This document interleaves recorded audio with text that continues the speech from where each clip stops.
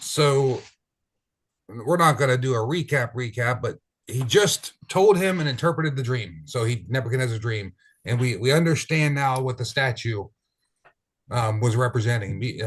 Babylon, Medo-Persia, Greece, Rome, and then a futuristic kingdom that is going to be some semblance of reincarnation of Rome, which the stone during this time becomes a great mountain. We recognize the stone was Jesus, and the great mountain is going to be the time most likely during the millennium when the entire earth is under the rule of one person, that's Jesus. And it says the mountain covers the whole earth. So he just finished up that interpretation, and we get to 46 to 49, the rest of this chapter. Then King Nebuchadnezzar fell on his face, prostrate before Daniel, and commanded that they should present an offering and an incense to him.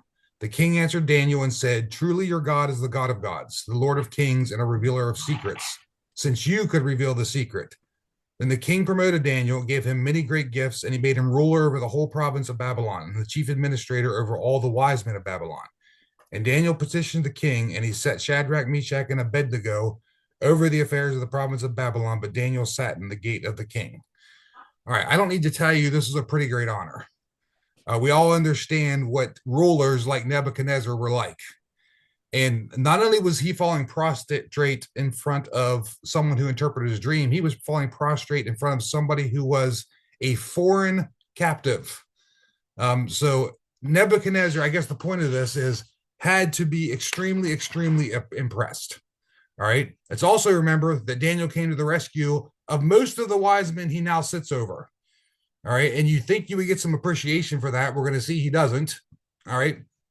But he basically spared their lives. And the important thing that Daniel got across to him, and we did it when he did the interpretation, we saw him say it, but Nebuchadnezzar got it too, that Daniel wasn't taking the credit, was he? And Nebuchadnezzar recognized that. Nebuchadnezzar said, "Your God is the God of gods, right? Your Lord, he's the revealer of secrets." Now, that gives us an interesting insight into Nebuchadnezzar's state of mind. He's recognizing this, okay? But he's very obviously, as were most Babylonians at this particular time in history, a polytheist. All right. He believed in many gods. All right. He just recognized at this moment that the God of the Hebrews was above all the other ones that he thought existed. All right. Now, if you know the book of Daniel, I'm sure most of you do, he tends to forget this from time to time. All right. Nebuchadnezzar can't really ever keep this in his brain. He gets confused with it. But the important thing is, Daniel, when he did the interpretation for Nebuchadnezzar, he wanted to make sure that God got the glory, not Daniel. And that came through. All right. But Daniel did get some benefits out of this. All right. Daniel, number one, as one of the wise men, he had his life spared. Obviously, he was on the chop. Remember, when he said, "I'll interpret the dream," that's because the captain of the guard was on his way to take care of business. He had his life spared. He was promoted to high office. And if you want to see his character, he took his friends with him, right? His friends who stuck with him, he took them with him. They were also promoted, which was fitting because remember how he got the answer to the dream. Not just the answer to the dream, but the dream itself, and then the answer to it. He got it through prayer, but who helped him? All right. It was a joint effort. His friends also joined in. All right. So this puts Daniel in a position of power under Nebuchadnezzar in the empire of Babylon at this time. All right. Moving on to chapter 3. Everybody knows how it goes. You got something to say, just say it. We'll stop for you. Chapter 3 is interesting. And I'll tell you one thing you'll notice right off the bat as well, or you'll notice it at some point, is Daniel is absent from the story in chapter 3. This is the story that every single kid who ever went to Sunday school heard multiple times. The fiery furnace. We all know it, right? Not a whole lot I can add, but we'll see what we can add. But Daniel is absent from this, not involved in this chapter. And why do you think that is?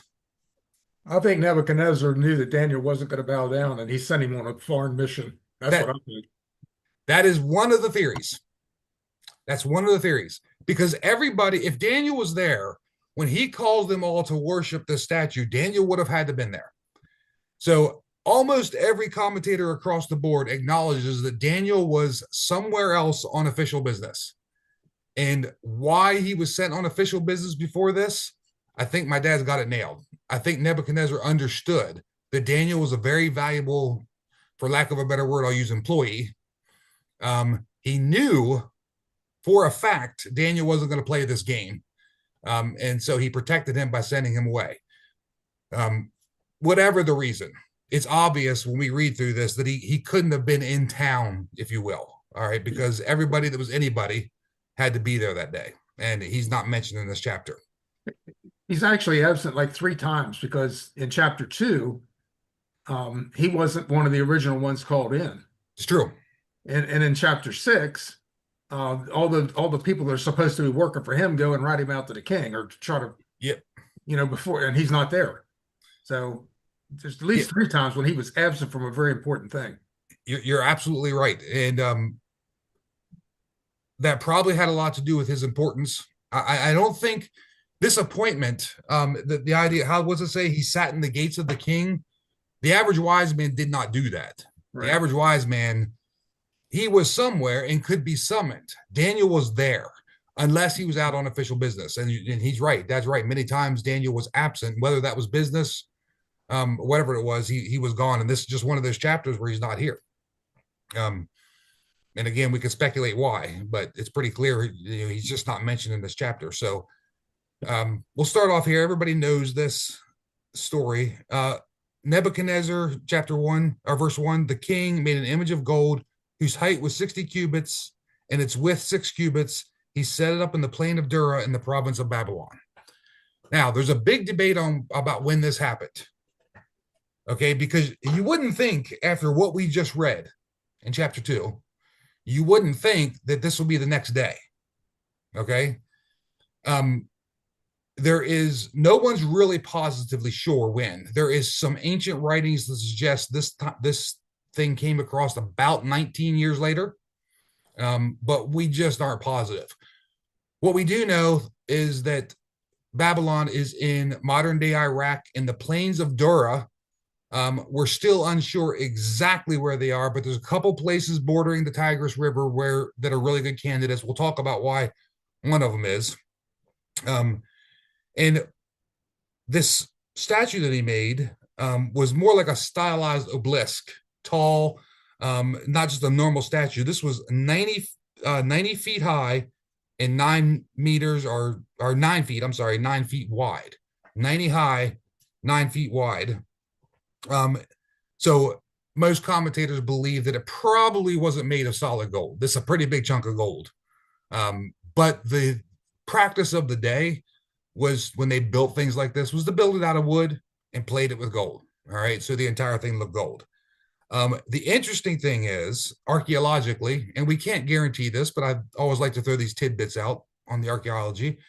One of the spots that they believe could be the plain of Dura today, they have found a rectangular mound about 20 feet high. All right. And it has a base, exactly the kind of base you would put a large statue on. And the base is exactly, so this is man-made. Nature doesn't do this. The base is exactly 46 feet by 46 feet.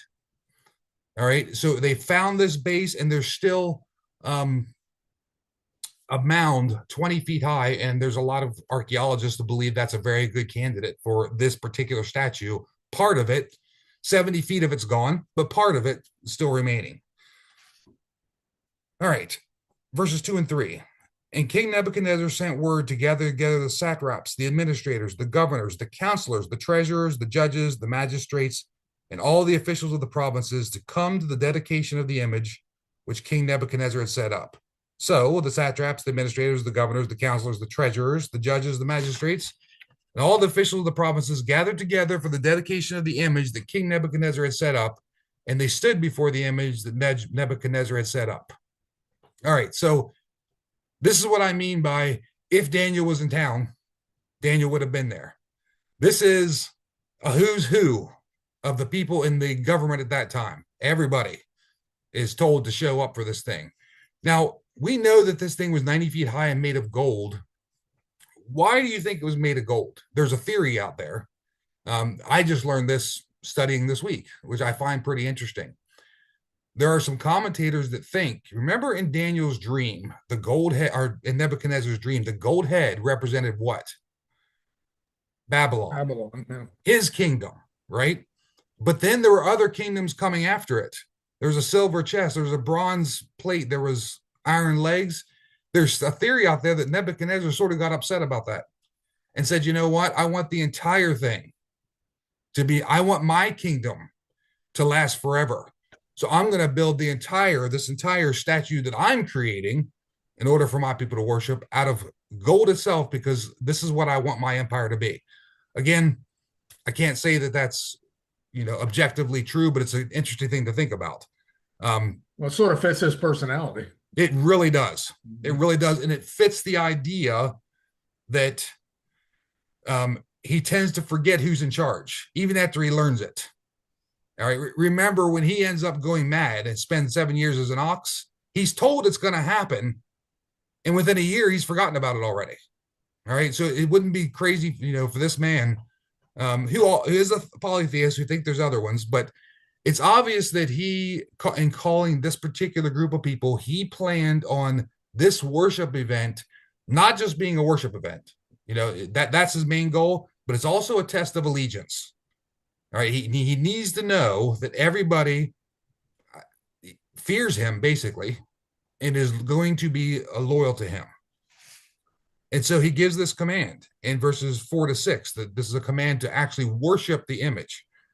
Then a herald cried aloud, and he said, to you it is commanded, O peoples, nations, and languages, that at the time you hear the sound of the horn, flute, harp, lyre, and psaltery, in symphony with all kinds of music, you will fall down and worship the gold image that King Nebuchadnezzar has set up.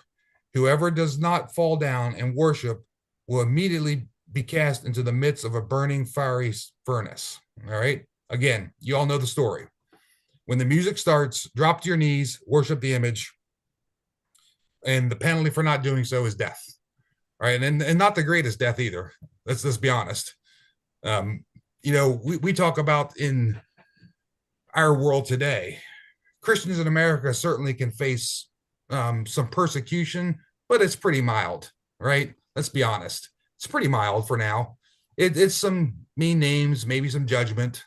Never once did we have to worry about being thrown into a fire, all right, or fed to the lions like happened in Rome. We don't have to worry about that. So this was a serious event and a serious test of faith for these three men that's coming up. Now, I will say this verse also lends some critics to say that this is a much later authorship. It's intellectually lazy, and I'll tell you why. The words here for lyre, psaltery, and symphony, all right, they're Aramaic words. Daniel's interesting in that chapter 1 through chapter 2 and the first part of verse 4 in chapter 2 is written in Hebrew. And then in the second part of chapter 2, verse 4, the second part of verse 4, he switches to Aramaic. And he runs Aramaic through the rest of chapter 7, and then he switches back to Hebrew for the rest of it. All right. And I don't want to get into this too much, but it sort of tells a story. All right. In the beginning, he uses his native language. Being a Jew, he's using Hebrew, and the people lose their land that Joshua had gotten them, that God had promised them. And they get sort of thrust into this new world where they're forced to comply and forced to basically integrate with the Babylonian people. And he switches to the language that was very customary in government procedures and contracts and things like that. He switches to that language, which he most likely would have used during that time period. He would have used that language. It's one of the languages he had to learn. It was a language from the Assyrians in the area that would have been used regularly when talking to other dignitaries. So he switches over to that for a while, but then there's some redemption at the end. All right, we all know about Cyrus the Great letting the Jews return to his redemption, and he switches back to the Hebrew. So there's actually a mini story within the story, just by the way he writes it, this dual language writing that he's got. But these words that he used for these instruments and symphony, they're Aramaic words that are borrowed from the Greek. And they're saying, oh my goodness, That means this must have been written closer to 200 BC, not all the way back in the 500s. All right, because they didn't have the Greek words in Aramaic. The Aramaic words were not borrowed for them back then, but it is super intellectually lazy. You can find out in 5 minutes that in this region there are multiple historical records of Greeks as far back as the 8th century, 300 years before Daniel, inhabiting this area. All right. And there's plenty of evidence of Greek mercenaries fighting for local armies in this territory. So certainly it is not something that's out of the question for um, Aramaic speakers to pick up some Greek words 300 years after the Greeks arrived in the area. That's just lazy to think that that's impossible. So it's not a problem for us at all. Um, so he gives this command, and it's backed up by this super powerful threat.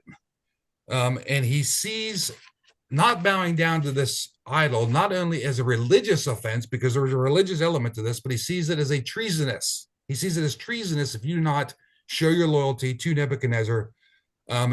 Nebuchadnezzar, I don't think I have to tell you, he is not the kind of man who lets disobedience go unpunished. All right, that's not going to happen in his world. There is actually a Babylonian record talking about Nebuchadnezzar's, the extra biblical record, talking about Nebuchadnezzar's dedication to justice, at least his form of justice, how he saw it. And the document says that he was so attuned to this justice that he slept neither day nor night. All right, he was really focused on this.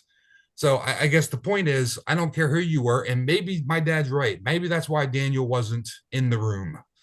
All right, because whoever disobeyed was going to pay the price. Nebuchadnezzar was that kind of guy. It was going to happen. There's no making excuses.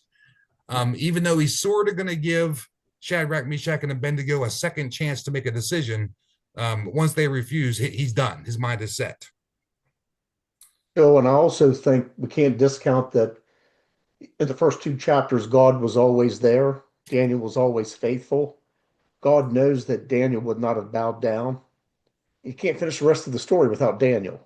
Yes. So God was there. I think he also was working with King Nebuchadnezzar as well. That's why he sent him out. So I think Daniel just always let God take care of it and being faithful and obedient. I mean, let's think about it. You eat vegetables and you get fat. He was always present with us, and Daniel just let him take care of it. I 100% agree. And I think um, Daniel not being there also was probably a unique opportunity for these three men to make this stand on their own without, their leader, if you will, Yes. among them, because the stand they're about to take, again, it's a serious, serious thing. And we'll talk about some of the things they could have said, because if I put myself in their shoes and one of the commentators wrote out a list of things that they could have said and maybe tried to soothe their minds by saying different things, and we'll go over them. And I could see myself saying about 80% of them, to be honest, to try to get out of what was coming. But this was their opportunity to show their faith, and they understood something critical that we'll talk about when we get to it. So verses 8 to 12, therefore at a certain time, Chaldeans came forward and accused the Jews. They spoke and said to King Nebuchadnezzar, O king, live forever. You, O king, have made a decree that everyone who hears the sound of the horn, flute, harp, lyre, and psaltery in symphony with all kinds of music will fall down and worship the golden image. Whoever does not fall down and worship will be cast in the midst of a burning fiery furnace. There are certain Jews whom you have set over the affairs of the province of Babylon, Shadrach, Meshach, and Abednego. These men, O king, have not paid regard to you. They do not serve your gods or worship the gold image which you have set up. Now, there's a large crowd of people here. Nebuchadnezzar may not have noticed. You can get lost in the crowd. But one thing I'll tell you, when it says in the previous verse that they fall down and worship the gold image, if you look at the literal meaning of the Aramaic there, it tells us that as the music started, they all fell down. They were so scared. It literally from the first note, everyone fell down. All right. But I have a feeling, and this is just a suspicion, these wise men, these Chaldeans, soothsayers, whatever you want to call them, do you think they like these foreign prisoners, these slaves, coming into Babylon and being put in charge of the province over and above them. They did not like that. And the one thing I'll tell you about Babylon's Nebuchadnezzar's wise men is they were tattletales. They did it multiple times in this book. They looked for ways to get rid of the Jews who they were jealous of. That's basically what we're dealing with here is jealousy.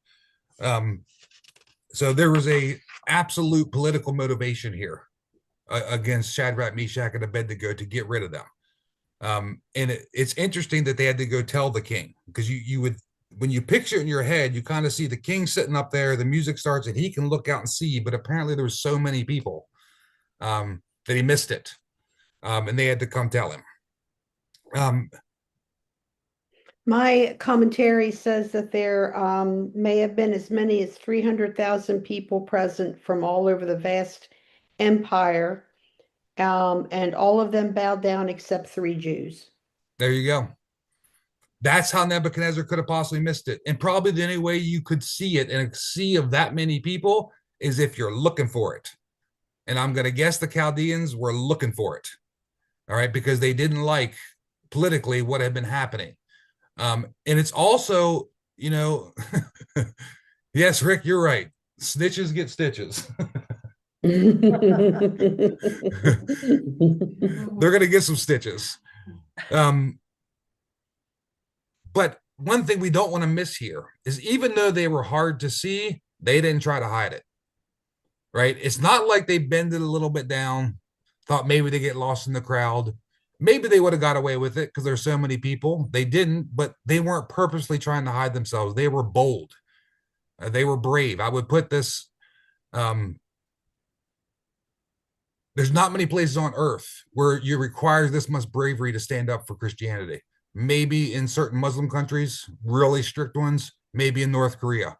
Is there any place you could think of today that would require you to take such a bold stand to show your faith? They didn't hide it. It wasn't like where they didn't just jump up and say, no, we're not going to do this, but they didn't hide it either. All right. And that's the important thing.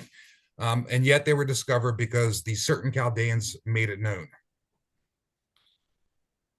So verses 13 to 15. Then Nebuchadnezzar in rage and fury, that's all you need to know, right? He's immediately mad, furious, gave the command to bring Shadrach, Meshach, and Abednego. So they brought these men before the king. Nebuchadnezzar spoke to them saying, is it true, Shadrach, Meshach, and Abednego, that you do not serve my gods or worship the golden image which I've set up? Now, if you are ready at the time, you hear the sound of the horn, flute, harp, lyre, and psaltery, and symphony with all kinds of music, and you fall down and worship the image which I have made, then good. But if you do not worship, you will be cast immediately in the midst of a burning fiery furnace. And who is the God who will deliver you from my hands? If you think that Nebuchadnezzar hasn't already forgotten who the God of the Hebrews was, that line there tells you everything you need to know. He's already forgotten. And there's the problem with polytheism, all right? Because you start ranking them, and there's so many of them, you can start forgetting about them, all right? And he's already started forgetting about them. So I will give Nebuchadnezzar just a slight bit of credit here. He didn't take it on hearsay, did he? He was told that they didn't do it, but he still asked them. He said, I've been told you didn't do it. And he almost gives them another chance here. One of the commentators pointed out that if it's one thing to make a stand for God, it's a greater thing to stick to your stand when you are explicitly asked, is it true? Right? Because they had a chance here, didn't they? They had a chance here to sneak out of it, say, no, that's not true. And he gives them the second chance. He says, when you hear this music, you need to fall down and worship. And then everything's what? Everything's good, right? My anger is dissipated. I'm okay. But if you don't, even if these people were important to him in his court, which they were, he had put them in positions of power over the province of Babylon. They had some position. He's not going to lose face. Not Nebuchadnezzar. All right. He's not going to lose face, which again is maybe why Daniel wasn't there. Because as my dad said, again, he would have had to decide whether he's going to lose face or not with someone as important as Daniel. So his pride made him declare basically here, you three, Shadrach, Meshach, and Abednego, you three are not to have any other gods before me. That's basically what he's saying here. All right. And I can't even imagine the enormous pressure on these three men. I don't think any of us can. Because sometimes we read these stories, and when I was in Sunday school, we had flip books and there was colorful pictures and everything. And it was almost like a jolly story. But if you understand that this is an actual event in history and you could put yourself in the shoes of three men who literally went through this, you can only try to imagine, because you'll never really truly know the pressure that was on them to do this. They're in front of the king. The furnace is close by, I'm sure. All right. They're in front of the men that accuse them. And Nebuchadnezzar thought nothing of insulting all gods that he believed in by saying, not just the Hebrew God, but all the gods he believed in, by saying, if you don't do this, who in the world, where is the God that will save you from me? Right? Pretty bold statement from this guy. So the God that Nebuchadnezzar really believes in was here on earth. It was himself, right? That's who he really believed in. And he'd already forgotten the Hebrew God, and he forgot pretty much all the gods of Babylon, because it was, if polytheism was true, this would have been a slap in the face to every god in the universe, right? All right, so they have this chance, and here's how they answer, and this is, some of the bravest men in the Bible, without a doubt, with this answer. 16 to 18. Shadrach, Meshach, and Abednego answered and said to the king, O Nebuchadnezzar, we have no need to answer you in this matter. If that is the case, our God whom we serve is able to deliver us from the burning fiery furnace, and he will deliver us from your hand, O king. But if not, let it be known to you, O king, that we do not serve your gods, nor will we worship the gold image which you have set up. That is quite the impressive response. The first thing they said is, we're not even going to bother defending ourselves. We have no need to answer you on this. We don't need to chit chat about it. I probably would have been trying to get some clarification, thought maybe we have dinner, talk about it a little bit, right? They basically said, there's nothing to discuss. We're not going to bow down to this image. And our God, whom we serve, who in my mind, I'd be thinking you should know, he's already showed you who he is. All right. He is able to deliver us from the fiery furnace. But what I really love about their answer is they said, but if not, right? They were willing to go to this furnace. And they said, if it's not God's will, all right, for us to survive the fiery furnace, then we won't survive it. But what we need you to know is we're not bound down. We're going to do the right thing, no matter what the God of the universe decides that it's going to cost us. So they didn't doubt God's ability, which is a really good trait to have. But the thing I really like about what they did is they didn't presume that they knew his will either. They didn't just say, he's definitely going to save us. All right. If we knew 100% that no matter what we did, God would rescue us or save us, do you know how crazy we'd be? Jumping off mountains. I mean, we've done all kinds of stuff, right? None of us doubt God's ability.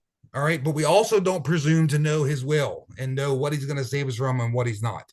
And I like that these three men really understood that and really got that this could cost them in the next 5 minutes their lives. All right. And they knew, yes, God can save us from it and we'll be fine, or we'll take our stand no matter what it costs us. Right.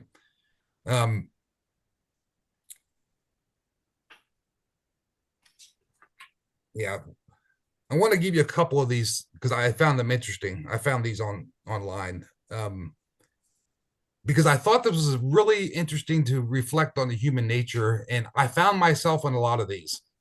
Some of the stuff they could have said, and that you might find yourself, well, I will say you guys, I mean me, because I'm the one that would probably say it, might find yourself in a similar situation, trying to make bargains with your own soul and with God himself.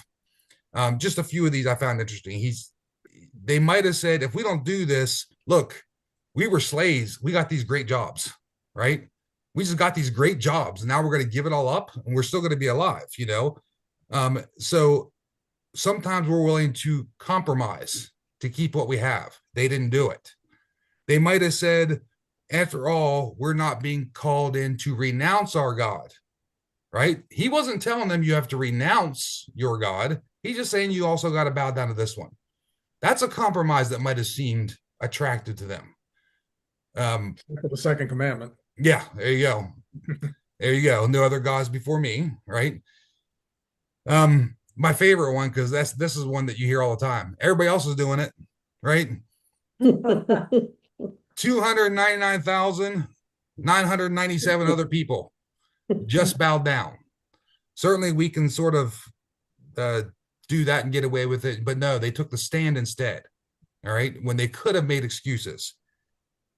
They could have made an excuse that this would probably only take 5 or 10 minutes of bowing down. Is the rest of our life worth 5 or 10 minutes? All right. And there's where I find myself, like I was in a similar position. Could I be this bold? Could I be this brave? Because that's something I could see myself saying. I do this quick. I'm still alive for the next 20 years. And think of all the good I could do in 20 years. I could try to justify myself. They didn't take the bait there either. And then finally, the final one was, this is more than can be expected of us. God will understand just this once. I could see thinking that also, because guess what? God does understand our struggle with sin, doesn't he? God never said you're going to be perfect. In fact, the entire story of the Bible is the fact that we can't and need redemption, right? That's the entire purpose. He understands we struggle, but knowing that he understands that we struggle should not be a call to, or should not be an excuse to be disobedient and say, well, he'll get it. He'll understand it. None of this stuff crossed their mind, because when you read this text the way it reads, they didn't sit there and think about it. They immediately answered and said, we don't need to talk anymore. We're not doing it. We're just not. Some of the bravest men in the Bible. They could have said, you know, you really rely on Daniel, and so do we. Why don't we wait till he gets back and he can tell us what to do? Right? It's not like he's going to be on a plane the next day. I mean, it could have taken months. Right, exactly. Look, when I studied this, I really tried real hard, and it's almost impossible to do because we don't face situations anything like this, but to try to put yourself in their shoes. And I always try to close my eyes when I'm in situations like this and remember, it's not just a story. All right. If it was just a story, it'd be inspiring and things like that. It's not just a story. It's literal history. These 3 men literally went through this, and the boldness they showed in their faith is more incredible than I could put into words. And I think we all understand that, that, you know, their feet were walking on this earth at one point. And this decision came upon them, and this is how they reacted. I'm so, you know, just the bravery and the faith that they showed, especially when I read the part about he could save us, we might die. Either way, we're not doing it. Right? That's tremendous faith. All right. 19 to 23. So I hesitate to tell the story because it's so bad, but Go ahead. I was at a CEF thing, a board meeting, and our regional director in West Africa had a video that had been made and smuggled out in Nigeria, and they had gone into a church and pulled people out and asked them to renounce. If they didn't renounce, they threw them in a ditch, piled brush over top of them, and set it on fire. And he had the whole video. I mean, it just unbelievable. So someone videoed it and smuggled it out. Somebody smuggled the video out. Yeah. I mean, So that's real stuff that's going on. And let's be quick to understand that those people showed the exact same courage. Yeah, absolutely. The exact same courage. In fact, I can't say this for objective fact, but you would assume most likely that the story of Daniel might have been what held them together in that moment, because the situation was so similar. Mm-hmm. Yeah, and that's what I mean about we can't understand. There's still places on earth today where they are dealing with this kind of thing. I didn't know what that was in Nigeria. It was in Nigeria. It was a Boca Raton, you know. Okay. Yeah, it's just, and again, how many excuses could they have made? And that's why I struggled with. I don't want to say struggled, but when I mentally tried to understand the character of these men, because I don't know if I could do that. knowing I'm going to be set on fire. I don't know. And I hope that, well, number one, I hope I never find out. All right. But number two, if that day ever comes, and who knows, I really pray that I will have the strength and the faith to do what they did and what these men in Africa did too. All right. 19 to 23. Then Nebuchadnezzar was full of fury, and his expression on his face changed toward Shadrach, Meshach, and Abednego. He spoke and commanded they heat the furnace 7 times more than it was usually heated. And he commanded certain mighty men of valor who were in his army to bind Shadrach, Meshach, and Abednego and cast them in the burning fiery furnace. Then these men were bound in their coats, their trousers, their turbans, and their other garments, and were cast in the midst of the burning fiery furnace. Therefore, because the king's command was urgent and the furnace exceedingly hot, the flames of the fire killed those men who took up Shadrach, Meshach, and Abednego. And the 3 men, Shadrach, Meshach, and Abednego, fell down, bound in the midst of the fiery furnace. The interesting thing here is how his countenance changed. So you almost get the sense that Nebuchadnezzar was talking to them and trying to reason with them.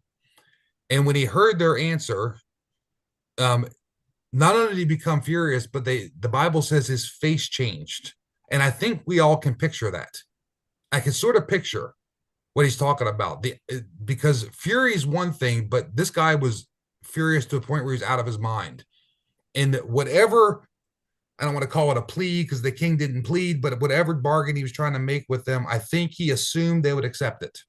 I think that was his assumption. And when they rejected him in front of people, his countenance changed to a point where his face actually looked differently in the way he was looking at them.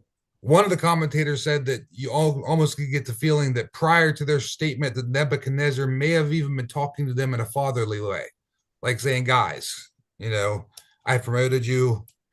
You're important to me. This is all you have to do. And when that gesture that most people wouldn't get, Nebuchadnezzar would not normally give most people the second chance. All right. That normally, if it was somebody else in the audience that had been picked out, they'd just been tossed. So I think the fact that he gave the slaves a second chance and they rejected him, that really infuriated him. And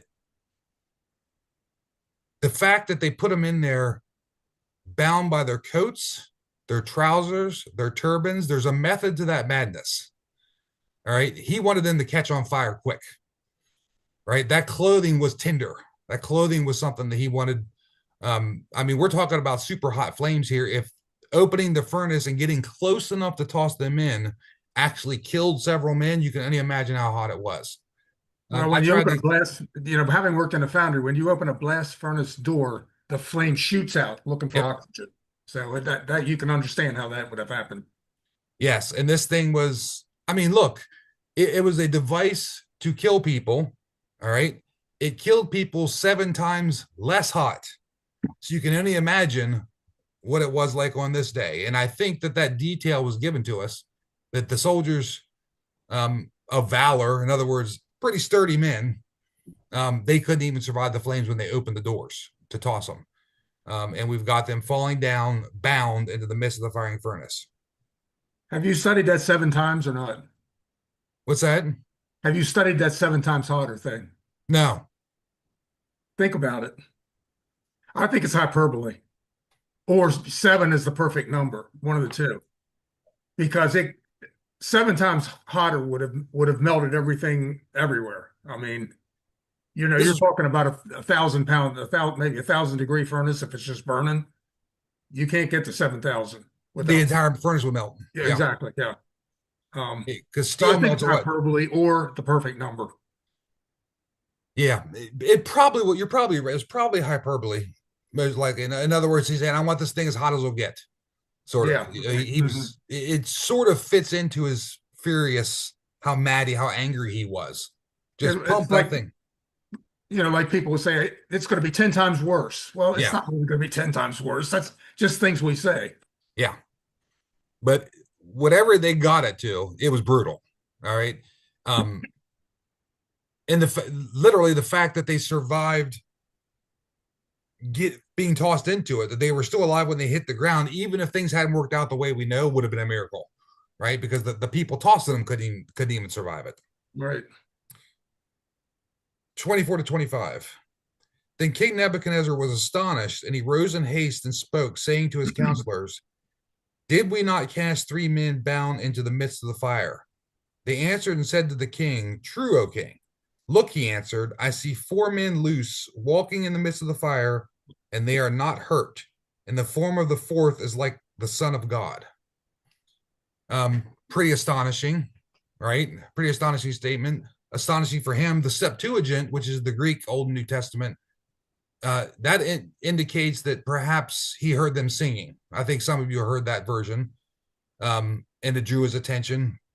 We're not sure, but the whole idea of anyone even surviving for a split second inside the furnace, much less walking around, all right, just casually strolling through the fiery furnace when others perish at the door, is quite incredible. And he sees this fourth figure. And there's a little disagreement on this. My version says the form of this like the Son of God. Does anybody else have a different version? You're saying Son of God? My version says the form of the fourth is like the Son of God. Yeah, that's what mine is too. That's what mine says. All right. The Aramaic actually said like the Aramaic literally translated as like one of the sons of God. There's another translation that says angel. So we're not 100% positive who it was, but it's not a stretch. There's a lot of commentators that believe this was the pre-incarnate Jesus. Obviously, that he's obviously a candidate. An angel that was sent to save them, that's a candidate. Regardless, when you toss 3 men into a fiery furnace and you see him walking around, that's pretty crazy itself. Then you see a 4th guy in there also. All right, Nebuchadnezzar's mind is blown at this point. So he also observed that the men were walking around freely in the fire. What's that mean? Oh, the fire was working. It burned the ropes right off, right? They were no longer bound.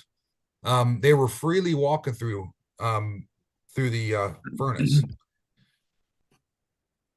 26 and 27. Then Nebuchadnezzar went near the mouth of the firing furnace and spoke, saying, Shadrach, Meshach, and Abednego, servants of the Most High God, come out and come here. Then Shadrach, Meshach, and Abednego came from the midst of the fire, and the satraps, administrators, governors, and king's counselors gathered together. They saw that these men on whose bodies the fire had no power, the hair of their head was not singed, nor were their garments affected, and the smell of fire was not on them. All right. It's another moment of reconciliation here for Nebuchadnezzar. What's he back on? He's back on the Most High God thing, isn't he? All right. Now, I would say that experience would be inspiring to understand. He's probably remembering, this is the same God that told me my dream through Daniel. And now I see this. You think that's a miracle? This is incredible. That these 3 men were tossed in. I see a 4th man walking around with them. They walk out of here. Their hair's not singed. Their clothes aren't burnt. I mean, anybody ever sat outside around a campfire for 10 minutes? You smell the smoke all over you after 10 minutes, all right? These guys are in a furnace. They don't even smell like smoke. They don't smell like anything that you would reckon that spending any time anywhere near a fire would cost you. So the men on whose bodies the fire had no power. The fire had no power over these men because these men thoroughly and willingly submitted to the God they knew would protect them, or they knew would take them somewhere better, but they were not going to defy him by bowing down to the golden image that Nebuchadnezzar set forth.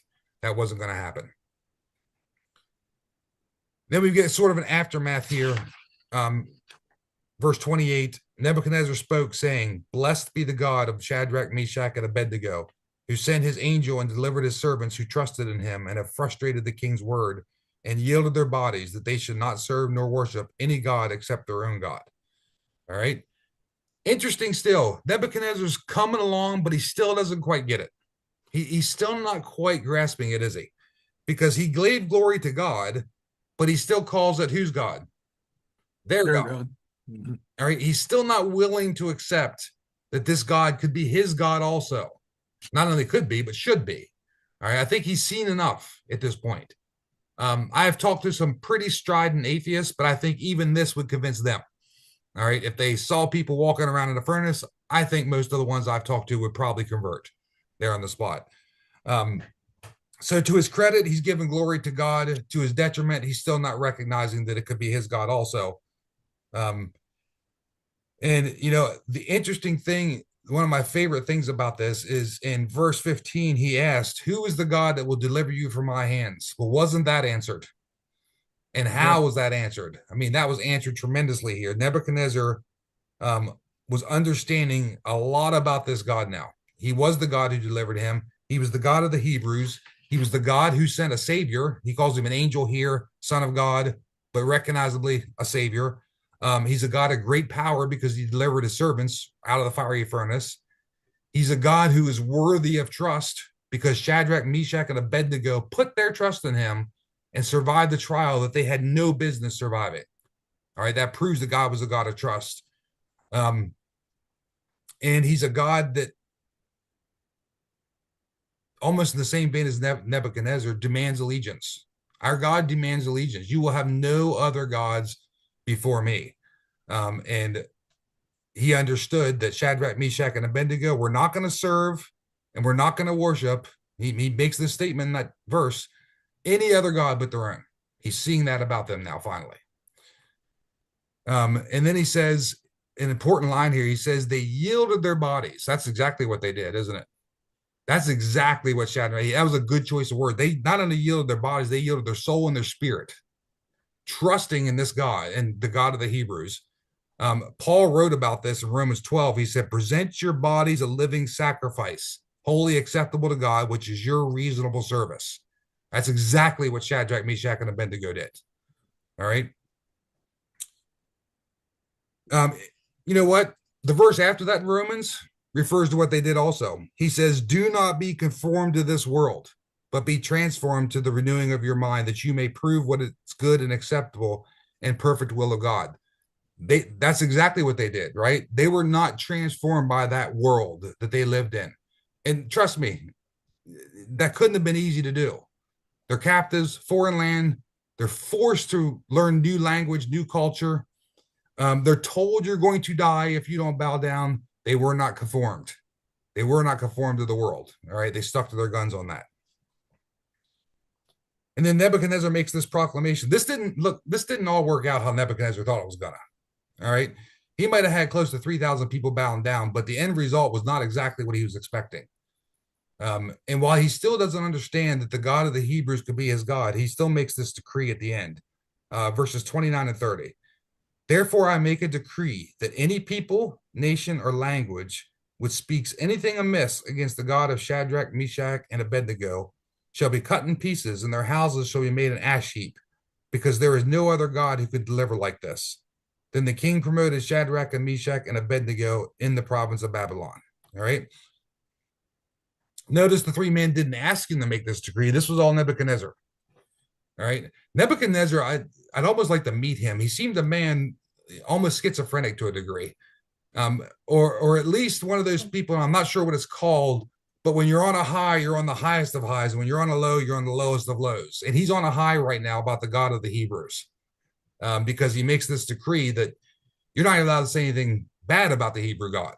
And the penalty isn't a slap, right? It's being chopped up, which Nebuchadnezzar would have done for sure. So they didn't ask him to do it, but he did it anyway. And I guess the lesson from this chapter, one of the commentators pointed this out at the end, and it's a really good lesson, which we've all talked about in Sunday school quite a bit. And that is that one of the most effective testimonies for Christianity is how other people see you acting, what other people see you're willing to do for your God. Nebuchadnezzar saw that these three men trusted and believed so much in their God, they were willing to be tossed in the fiery furnace when they literally didn't have to. He gave them an easy out. All right. And while they didn't convert him to, to believing in the God of Hebrews as the one only true God. Certainly the testimony they gave with their bodies that day and their words that day was one of the most effective you could possibly have, because look what it did. We went from Nebuchadnezzar demanding everybody bow down to this statue he created and basically calling him a god, to by the time this chapter is over, there's a decree out in the world that nobody can say anything bad about the God of the Hebrews. And it's all because of what these three men did. I wanted to read this from Paul because I was trying to find this verse. Paul talked about this very idea. He said in 2 Corinthians chapter 3, this is verses 2 and 3. He said, "You are our epistle written in our hearts, known and read by all men. Clearly, you are an epistle of Christ ministered by us, written not with ink, but by the Spirit of the living God, not on tablets of stone, but on tablets of flesh, that is, of the heart." That's exactly what Paul's talking about. The way we live our lives. And we've talked about the Sunday school a lot. A lot of the times you're a testimony and you don't even know it. You don't know somebody's watching you. You get frustrated in public, but you are thoughtful and caring and understanding. And people notice that these days. They notice when somebody acts differently in a public situation than the norm of society today. And that's a very effective testimony, especially if they also know you're a believing Christian. If it's someone you know, they're with you, and they see how you respond in certain situations. Paul's saying that's the same as being an epistle. It's almost like being a book of the Bible, basically, because it has the same power. That testimony has the same power as a book of the Bible because people see that. And that's what Nebuchadnezzar, he wasn't reading Genesis. All Nebuchadnezzar knew about the Jews was Daniel and these three men. That was his. There's a bunch of other Jewish slaves there, but this was the group that he interacted with. And certainly we don't think that was by accident. As Rick said earlier, God was authoring all of this. But I thought that was a really important lesson there at the end, because they changed the mind of a crazy person, basically. Twice now. Daniel's done it. Shadrach, Meshach, and Abednego did it again here in this chapter, made him recognize this polytheist who believed in probably hundreds of gods, and at least got to the point where, of all the gods I believe in, this is absolutely the best, and there's no doubt about it, right? That's quite the testimony that these three men did. So that was a really important, final note here to the chapter, because it's pretty clear the effect they had on Nebuchadnezzar. So, all right. We got through chapter 3. Next week's chapter 4, we have another dream that everybody's familiar with. Another objection from the liberal scholars that we'll talk about. Nebuchadnezzar, I'll tell you, it's number 4 when we're talking about some of the problems that, people that don't like believing in prophecy have. Nebuchadnezzar's madness that we're going to go through in chapter 4. That's one of their issues, and we'll talk about why that's an issue next week. So, all right, are there any questions or comments? Or It just Nebuchadnezzar, he overreacted in every situation. Everyone. It was unbelievable. And now I think in chapter 4, God's going to overreact with him. To a degree, yeah. To a degree, yeah. Mm-hmm. It's hilarious how he warns him and then waits. He gives him time. Yep. Right? Mm-hmm. Then he's strolling out there one night after he's been warned, saying, "Look how great I am." He exactly. Still doesn't get it. And like I said, normally I'd make fun of how dumb he is if I wasn't such an idiot half the time. You know what I mean? We all make these kind of mistakes, so I can't make fun of him. Yeah, but you're not threatening to tear people apart limb by limb or going off the deep end. That's fair. I have not threatened to cut people into pieces or throw them in the furnaces. Yeah, that is fair. All right. Well, y'all are awesome. Thank you again. Thank you for showing up. And Rick, would you mind leading us out then? I sure will. Thank you. Dear Heavenly Father, we come to you tonight, and with some special prayers. We would just ask that you would intervene and take care of the situation that is going on with Becca's dad and his wife, and just be with her, give her comfort and guidance on what she can do to also help. And we thank you again for the great report and the great outcome for Shirley. Prayers have been answered. And we also want to lift Carolyn up in prayer as well with her orthopedic concerns and what she's going through right now. We just ask that you would give her comfort and have her find peace in you as well. And finally, we pray that we could have the faith and the strength and obedience that Daniel had and Shadrach, Meshach, and Abednego, that if we were ever put in that situation, that we might have the same faith and obedience that they had. You are an awesome God, and we just thank you for everything that you do for us. And thank you for tonight. Thank you for Bill's studying, his teaching, and just bring us all back together again next Thursday. And we look forward to that time. And we ask this in Jesus' name. Amen. Amen. Amen. Thank you, Rick. Hey, I got to come up and get some more of those booklets tomorrow. So Okay. I'll see you tomorrow morning. All right. Sounds good. All right. See y'all. All right, you, everybody, Bill. have a Thank good y'all. one. Appreciate Great. you. Bye-bye. Bye.